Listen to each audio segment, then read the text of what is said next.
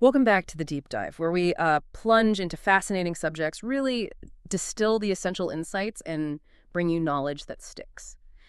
Today, we're embarking on a journey into, well, profound self-discovery, exploring a spiritual path that's both ancient and actually surprisingly relevant to our modern lives. We've got an extraordinary collection of material today. It's from the Self-Realization Fellowship, founded over a century ago, back in 1920, by the revered Paramahansa Yogananda. And these aren't just, historical documents. They're really comprehensive lessons designed to guide you toward what he called a life divine.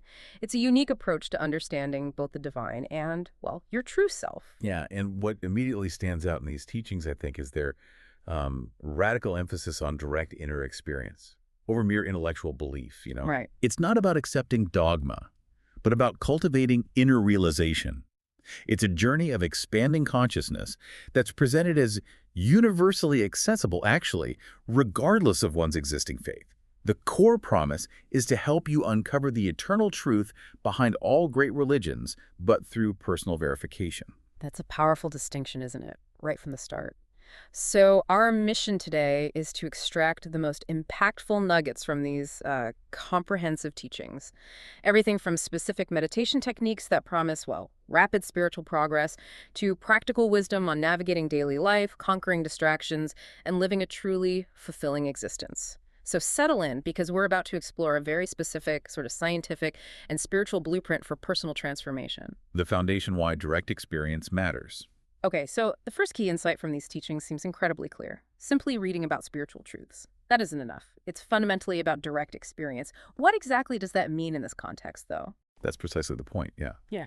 The lessons state that the deepest meaning of any spiritual truth can only be known through soul perception or self-realization. So, it means moving beyond just intellectual understanding to a direct, tangible knowing. Think of it like this. You can read a really detailed recipe, right? But you don't truly know the taste until you cook it and, experience it yourself.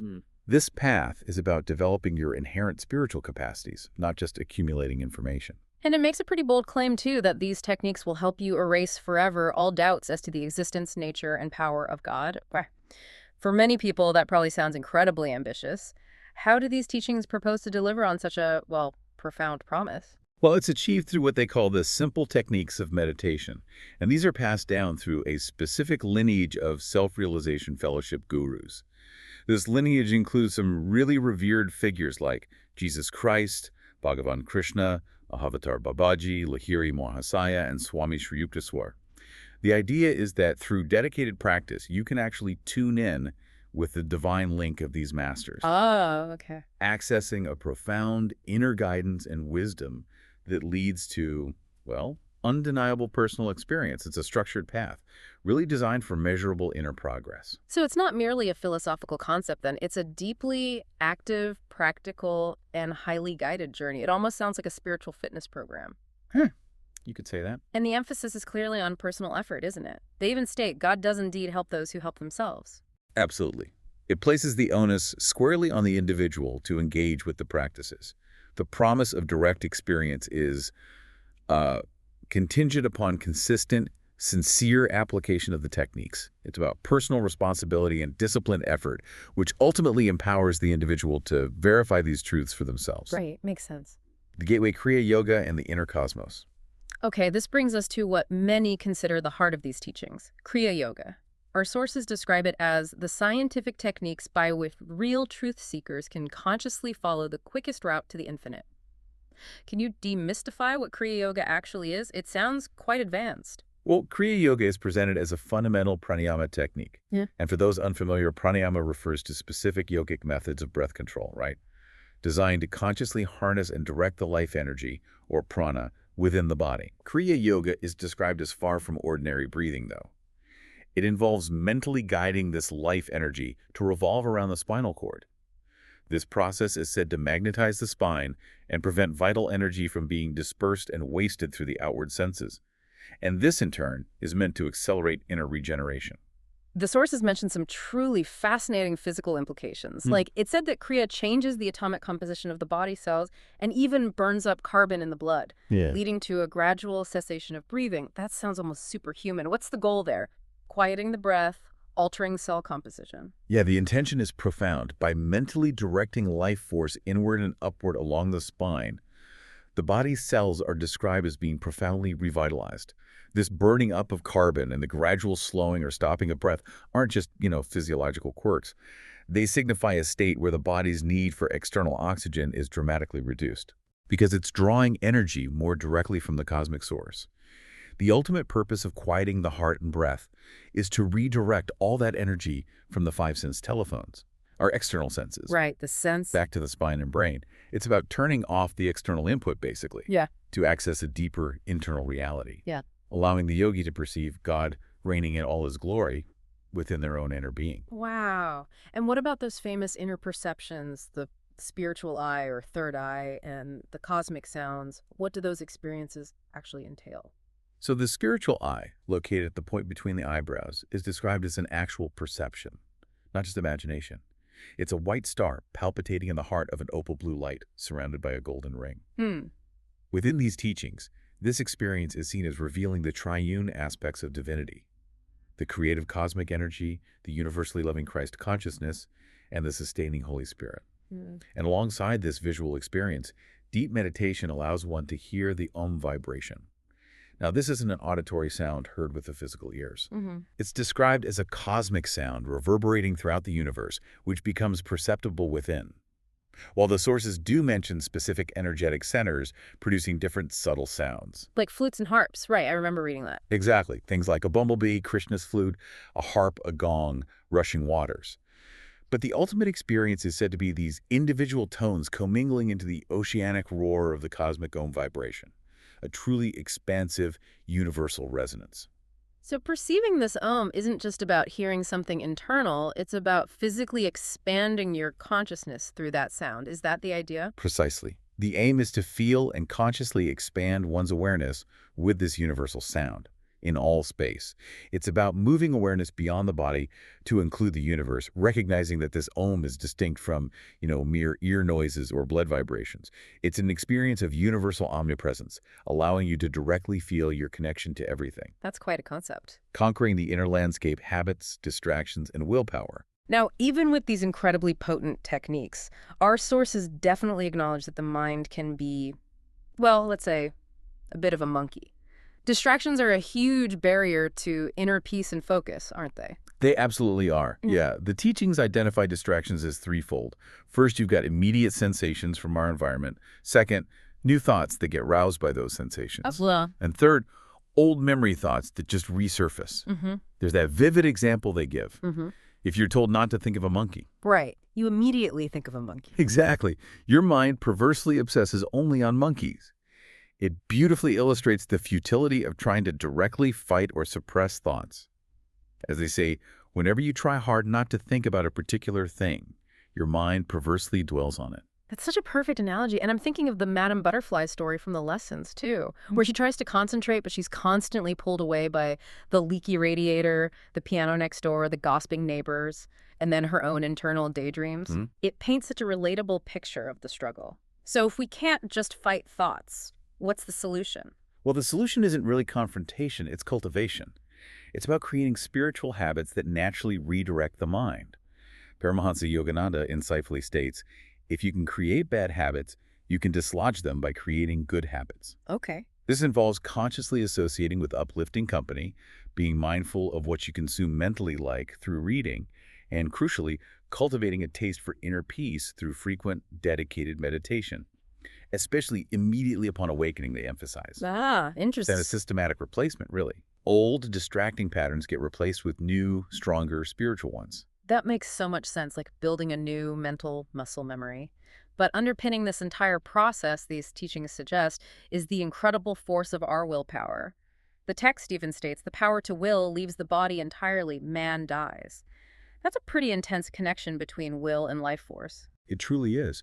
And this raises an important question. How do we harness this innate life-sustaining power? The teachings actually encourage us to choose an objective we believe is beyond our reach. And then try with all your might. It asserts that willpower has created everything, even your body, and that a dynamic willpower can literally create or rearrange the atoms into the desired pattern. It's about not letting your will become dormant or, impotent. Like the example they use of Jesus healing the leper, saying, I will, be thou clean. Is that the kind of dynamic will they mean? Exactly. That's the illustration. It's about tuning human will not for egoic desires, obviously, but when it's guided by wisdom, aligning it with divine will for one's highest welfare, it becomes a tool for conscious creation, not just wishful thinking. Powerful stuff. Everyday spirituality, friendship, health, and purpose. So, beyond the profound meditation techniques, the teachings also offer incredibly practical wisdom for navigating our daily lives, touching on everything from friendship to health, and even what it means to be truly successful. Yes, the concept of divine friendship is beautifully explored. It's about consciously expanding one's love beyond just personal attachments, moving towards a universal divine love where you perceive the souls of the past, present, and future beneath the canopy of your perfected universal friendship. The famous story of the sheep lion illustrates this really well, I think. Oh yeah, tell us about that. Well, the idea is that we are inherently made in the image of the divine lion of the universe, embodying strength and immortality.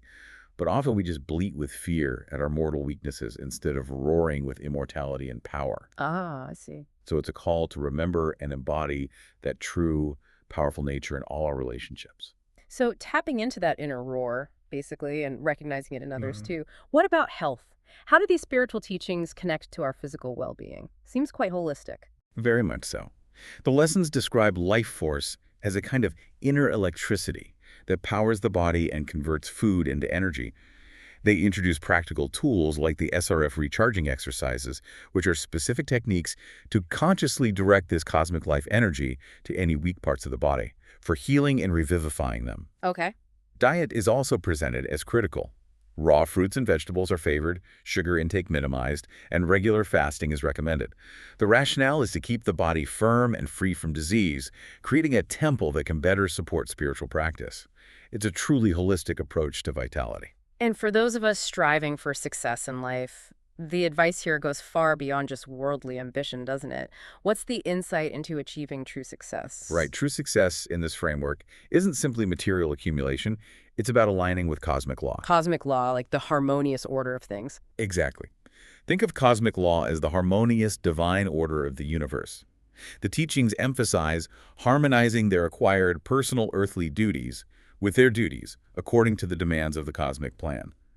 This means consciously trying to include the happiness of others in your own endeavors, working for a higher purpose with a divine consciousness, and always striving for continuous improvement. Never resting on your laurels. Precisely. Yeah. Never resting on your laurels. It's about expressing the limitless power of soul in every endeavor, making your life a contribution, not just a consumption. That sounds like a perpetual quest for growth, extending to every facet of life, even marriage. I remember the teachings describe marriage as a sacred privilege for mind and soul fusions to create spiritual children of ideal love, friendship, purity. It really elevates the everyday, doesn't it? Indeed. It's about seeing the divine potential in all aspects of human experience, even the most intimate, and consciously directing them towards spiritual evolution and a higher purpose. Outro. Wow. What a truly illuminating deep dive that was. We've journeyed through Paramahansa Yogananda's vision of self-realization, explored the transformative power of Kriya Yoga. We uncovered strategies for conquering mental distractions and harnessing willpower, and delved into practical wisdom for cultivating divine friendship, optimal health, and a truly successful life. It's an incredibly rich tapestry of spiritual science, really. Yeah, and if we connect all these threads to the bigger picture, these teachings consistently highlight that ignorance is the barrier which must be destroyed, and that darkness cannot exist where light is. By consciously cultivating spiritual practices, aligning our will with divine wisdom, and understanding the profound impact of our habits, we can systematically overcome our self-created limitations. And that idea that you are the controller of your own destiny is just incredibly empowering, isn't it? It truly frames us not as passive recipients of fate, but as active participants in our evolution, capable of burning the seeds of difficulties in the fire of wisdom. Ultimately, the lessons are a powerful call to realize our true nature. That quote, "I am the prince of perpetual peace playing the drama of sad and happy dreams on the stage of experience."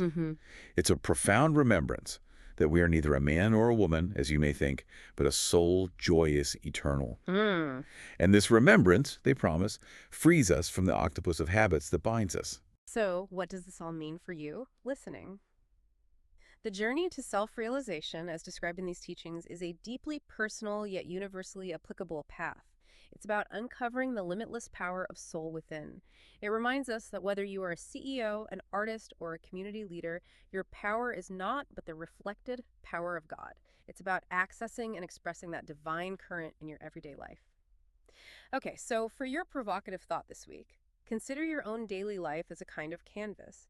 In what small, conscious ways can you begin to apply the principles we talked about, directed energy, maybe habit transformation, or expanded love to paint a new, more vibrant chapter of self-realization for yourself? How will you actively read and integrate the lessons from your own inner experience this week? Thank you for joining us on the deep dive. Until next time, keep exploring, keep questioning, and keep seeking those profound insights that make life truly extraordinary.